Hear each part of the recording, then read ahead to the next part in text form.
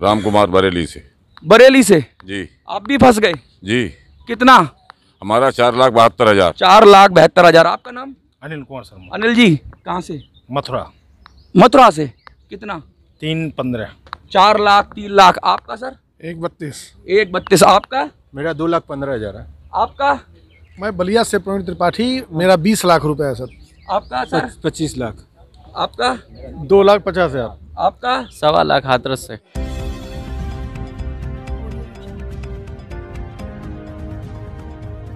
संजय सिन्हा मुर्दाबाद, पुष्पेश सिन्हा मुर्दाबाद के नारों से क्यों गूंज रहा है जंतर मंतर?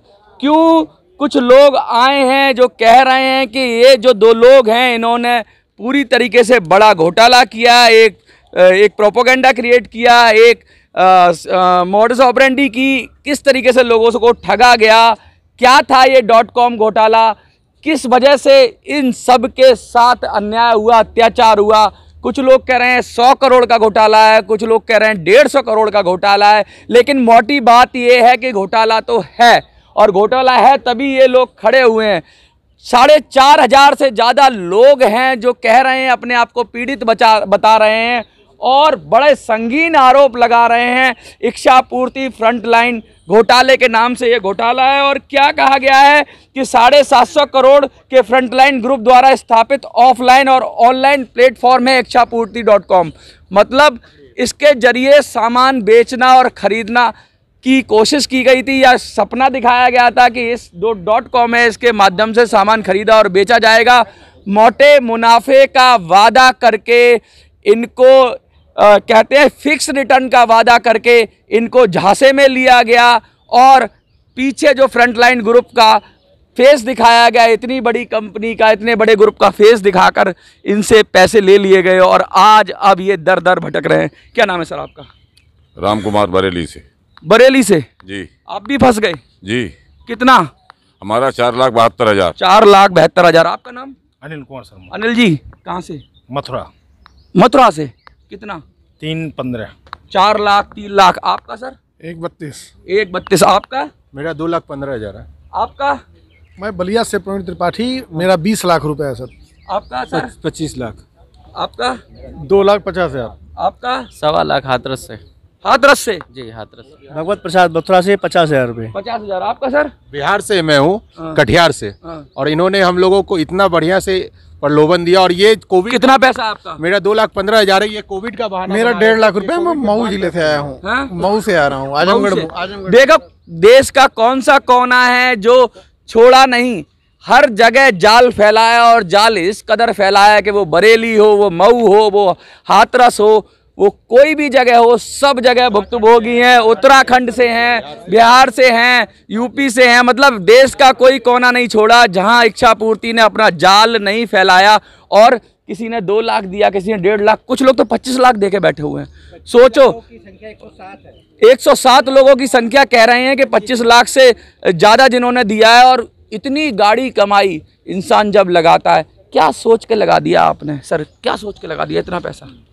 कि कुछ कोरोना के से जब सब लोग पीड़ित थे, तो ये उन्होंने कोरोना के टाइम में ये चालू किया, तो उसमें सबने सोचा कि अपना भविष्य होगा आगे। इसमें ऑनलाइन ऑफलाइन सारे इसके वो थे, इसमें इलेक्ट्रॉनिक भी था, पूरा प्लांट था। हाँ पूरा प्लान था, सब योजना ऐसे बनाई गई थी, जाल ऐसे रचा गया था, सब तरह से भरोसा दिलाया गया होगा आपको। बिल्कुल बिल्कुल। अब 24,000 रुपये महीने की मतलब फिक्स आपको इनकम होगी। इन्वेस्टमेंट करा दिया आपको। हाँ, और इन्वेस्टमेंट करा दिया, उसके बाद किराया हम देंगे, लड़के की सैलरी हम देंगे। ये मौखिकता के रिटर्न था? रिटर्न था। कितने केस अब तक दर्ज हो गए इनके खिलाफ? कम से कम 50 से 60 केस दर्ज हो गए। 50 से 60 केस दर्ज हो गए। न्याय व्यवस्था का तो आलम आप समझते ही हैं कि मिलती है तो सिर्फ तारीख तारीख और तारीख। ये लोग आ रहे हैं जंतर मंतर पे, आ रहे हैं कि जंतर मंतर वो भूमि है, कहते हैं ना आंदोलन के लिए काबा और काशी कहा जाता है जंतर मंतर को। यहाँ जो लोग आते हैं वो अपनी इच्छाएं, उनकी कुछ ना कुछ पूर्ति होती है, लेकिन इच्छा पूर्ति जो कंपनी है उन्होंने तो इनकी इच्छा पूर्ति के नाम पर इनके साथ जो घोटाला किया है उसको अब उसको जो ड्रॉबैक है, उसकी जो कमियां है, उसके लिए जंतर मंतर अंतिम सहारा है। क्योंकि यहाँ से उठी आवाज़ पूरा देश सुनता है, प्रधानमंत्री सुनते हैं, गृह मंत्री सुनते हैं, सुन क्यों नहीं रहा कोई? आप तो कहते हो आप शायद संघ से हो। जी, पिछली बार अप्रैल के महीने में हम लोग आए थे, और उस समय जब हमने यहाँ पर सब किया था उसके बाद बैद्यनाथ गोस्वामी से बात हुई हाँ। तो कहते हैं और बार बार करो, खूब चिल्ला चिल्ला के कहो, मतलब सीधा सीधा धमकी, आपका पैसा सेफ है। चोरी और सीना चोरी, जी बिल्कुल, सीधा सीधा। बिल्कुल। हम फिर से दोबारा से आह्वान करते हैं हमारे जो नेतृत्व हैं देश के और प्रदेश के, मोदी जी और योगी जी, इन तक बात पहुंचे जिससे इनकी गिरफ्तारी और ये हम लोगों का पैसा दें। देखिए सीधी सीधी बात है कि कुछ ना कुछ तो है, कुछ ना कुछ तो संरक्षण प्राप्त है किसी ना किसी स्तर पर। वो किस स्तर पर है उसकी तो खुलासा नहीं है, लेकिन जब लोगों को संरक्षण प्राप्त होता है तभी उनका कॉन्फिडेंस बोलता है। और इस तरीके से जो सैकड़ों लोग अगर वो पूछते हैं उनसे तो तपाक से जवाब दिया जाता है कि जो चाहे कर लो। क्या करेंगे आप लोग जो चाहे कर लो के बाद? सीधा सीधा कह दिया उन्होंने, जो चाहे कर लो। जी जी, जो चाहे कर लो, हम नहीं वापस करेंगे पैसा। मतलब क्या है, क्या जंगल राज है? जंगल राज नहीं, और ये धमकी नहीं मानी तो हम लोग आत्मदाह करेंगे। नहीं, ये तो देखो अच्छी बात नहीं है कि आत्मदाह। देश में कानून है और कानून का डंडा जब चलता है, कानून। कल हम लोग जब फ्रंट लाइन पे गए थे उस समय हमारे लिए वहाँ पुलिस बुला के और वहाँ से भगा दिया गया, थाने में बैठा गया कि वहाँ आके बात करिए। किस जगह गए थे? जी जो नारायणा में जो है उनका फ्रंट लाइन ग्रुप का जो ऑफिस है उस पर गए थे। और ये कोई हमारी ब्लैक मनी नहीं है सर, ये हमारी मेहनत की गाड़ी हुई कमाई है सर। एक एक पाई जोड़ के हम लोग ने पैसा जमा करके दिए है और अभी तक उसका इंटरेस्ट भर रहे हैं सर। हमारे बच्चे बाल बच्चे भूखे मर रहे हैं। कितना लोग लोन, हम भी खुद अपने को 3 लाख रुपया लोन लेके दिए हैं, 14,029 रुपया किस्त भर रहे हैं उसका मंथली। ये क्या? मेरा 12 लाख रुपया है। 12 लाख? 12 लाख इसके चलते झारखंड, इसके इस कंपनी के चलते मेरे 2 बच्चे का पढ़ाई छूट गया। इसका जिम्मेवार संजय सिंह खुद है। परिवार बर्बाद हो रहे हैं। गाड़ी कमाई लोगों ने लगा दी। कोरोना का टाइम था, व्यापार ठप था, लोगों के पास जो जमा पूंजी थी किसी भी तरह से वो कोशिश कर रहे थे। कोरोना के बाद, जो कोरोना के टाइम में तो काम धंधा था नहीं, उसके बाद जब थोड़ा चला तो लोगों ने सोचा कुछ ना कुछ कर लेते हैं कहीं। और इतना बड़ा ग्रुप है, इतने नामी गिरामी लोग हैं, इतना अच्छा दिखाया, गेस्चर दिया गया तो लोग तो फंसने ही थे। और जब फंस गए तो काम खत्म कर लिया गया। हम लोगों को इस हाल पे ला दिया गया है कि हम लोग कहीं के नहीं रहे हैं। हर रोज हम लोगों के कहाँ है बुलडोजर? बुलडोजर नहीं चल पाएगा ना यहाँ पे। क्यों? क्योंकि बुलडोजर वाले ही पार्टी हैं। बुलडोजर वाली पार्टी है। बहुत गंभीर आरोप लगा रहे हैं सर, बुलडोजर वाली पार्टी की बात कर रहे हैं। नहीं, पार्टी तो बुलडोजर वाली है, लेकिन पता नहीं किस तरह से मैनेज कर दिया गया है जो हमारी जो बात जो है वहां तक पहुंच नहीं रही है और सुनवाई नहीं हो रही है। शीर्ष नेतृत्व के पास आपकी बात नहीं पहुंच पा रही है, कहीं ना कहीं मिस हो रही है। योगी जी को कुछ मेमोरेंडम वगैरह कुछ नहीं दिया? जी अभी नहीं दिया है। सब लोग तैयारी कर रहे हैं FIR लेके, और हम लोग योगी के पास भी जाएंगे और मोदी से भी मिलेंगे। योगी जी का तो बुलडोजर कहते हैं चलता है, जब चलता है तो रुकता नहीं। एक दिन तो चलेगा, विश्वास है। इसी विश्वास के साथ जो है हम बार बार आ रहे हैं। शीर्ष नेतृत्व पर विश्वास तो है, योगी जी मोदी जी पर विश्वास तो है, लेकिन कौन लोग हैं जो नीचे नीचे ये काम कर रहे हैं? नीचे के कुछ लोग हैं जो ऐसा काम कर रहे हैं, पर योगी जी में विश्वास है वो हमारा साथ देंगे।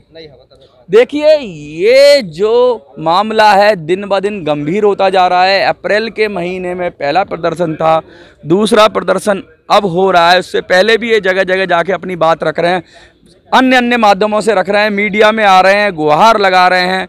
बड़ी मीडिया तो दिखाती नहीं है, सोशल मीडिया ही इनकी बात रख रही है, क्योंकि बड़ी मीडिया को और सारे मुद्दे गंभीर लगते हैं देश के अंदर, तो ये मुद्दा इनको गंभीर नहीं लगता। जो इतना बड़ा घोटाला है, जो सीधा सीधा साफ साफ कहते हैं चोरी और सीना चोरी वाली बात हो रही है।